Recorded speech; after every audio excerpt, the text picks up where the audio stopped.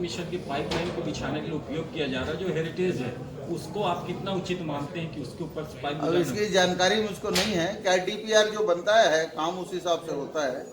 अब उस संबंध में जानकारी लेके आपको बता सकता हूं। ये विपक्ष का आरोप है मंत्री जी, विपक्ष का आरोप है कि सरकार के पास पैसे खर्च हो गए हैं, पूरे खत्म हो गए क्योंकि किसानों को बांट दिया, अब विकास कहाँ से करेंगे आप?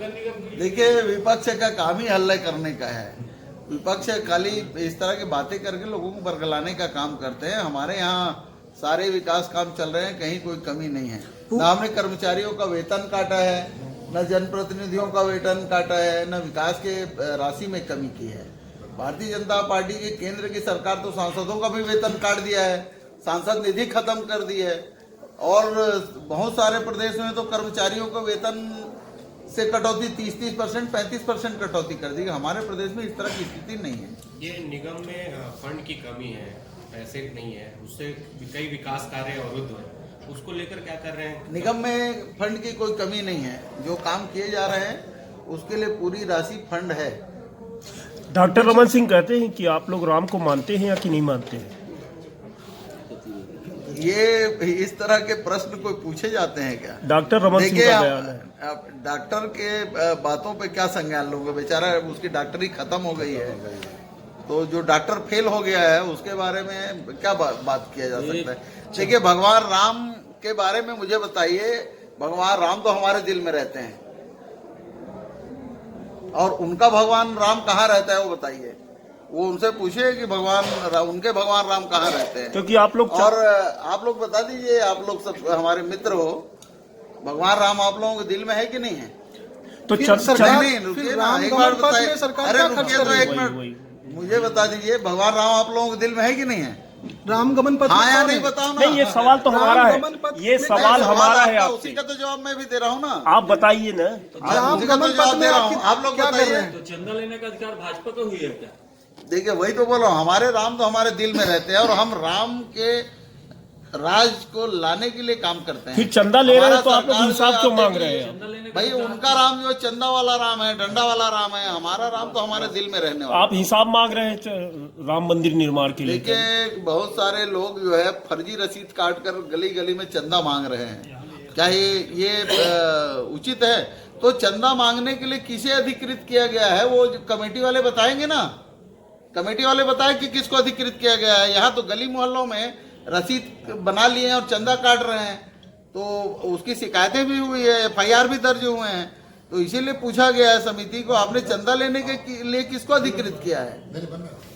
ये राम का ननिहाल है, राम गमन पथ में आप लोग भी बहुत पैसा खर्च कर रहे हैं, सरकार उसको उपलब्धि के रूप में देख रही है, तो क्या कहना चाहेंगे? राम का गमन पथ का जो प्रोजेक्ट है, वो पैसे हैं, वो किस तरह से खर्च किए गए?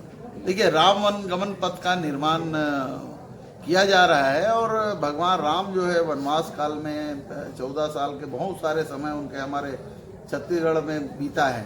जैसे हमारे मनेन्द्रगढ़ कोरिया जिला के हरचोखा से वो हमारे प्रदेश में प्रवेश किए थे, और उनके बाद हमारे छत्तीसगढ़ के सभी जिलों से होते हुए हमारे सुकमा जिले के कोंटा के रामाराम से अन्य प्रदेश में उनका प्रवास हुआ था। तो भगवान राम ये बने वनवास काल में जिन जगहों में रहे हैं, उन जगहों को पर्यटन केंद्र के रूप में विकसित करने का और राम वन गमन पथ निर्माण का काम चल रहा है। बहुत सारे प्रक्रियाएं चालू हो गई। किस तरह की आइडियोलॉजी है? एक तरफ विरोध करते हैं, एक तरफ समर्थन करते हैं। सुन लीजिए कि प्रश्न के बीच में उत्तर देते, बीच में फिर प्रश्न पूछना शुरू कर देते हैं। नहीं, प्रश्न इसलिए उठ रहा है। आप बता डारिया जी प्रश्न ये बता रहे हैं कि किस तरह से एक तरफ विरोध करते हैं, एक तरफ समर्थन करते हैं। आप दरअसल एक तरफ राम का विरोध है मंदिर का चंदा के नाम पर लेकर, एक तरफ आप वन गमन की राम के नाम पर है। नहीं, मंदिर की विरोध नहीं, चंदा या उनका सहयोग, उधर से आरोप फिर ये कैसी आइडियोलॉजी है? एक मिनट, बिजली बिल हाफ हुआ, वैसी संपत्ति कर हाफ होगा क्या? एक मिनट रुक जाइए। एक आप लोग एक साथ पूछ लो, जो सब लोग पूछ लो। टैक्स वाला बता दीजिए। बिजली बिल हाफ हुआ। सवाल का आशय एक ही है कि सरकार कामकाज को लेकर के और जो विभाग का कामकाज है, सवाल खड़े वो असंतोष है। इसका सार देखिए, सरकार के किसी काम का कहीं असंतोष जनता में नहीं है, और भाजपा वाले कृत्रिम इस तरह की बातें करते हैं, वो उचित नहीं है। और धरातल में आके देखे 15 साल में जो काम नहीं हुए थे वो काम हमारी सरकार ने किया है। हमारी सरकार की प्राथमिकता हमारे प्रदेश में रहने वाले किसान हैं, नौजवान हैं। अब पिछले 15 सालों में 50 लाख मीट्रिक टन से अधिक धान नहीं खरीदा गया। हमारे राज्य में इस साल आप देखिए 91 लाख, लगभग 92 लाख मीट्रिक टन धान खरीदा गया है। और उनके राज्य में 15 लाख से ज़्यादा किसान कभी धान बेचे नहीं हैं।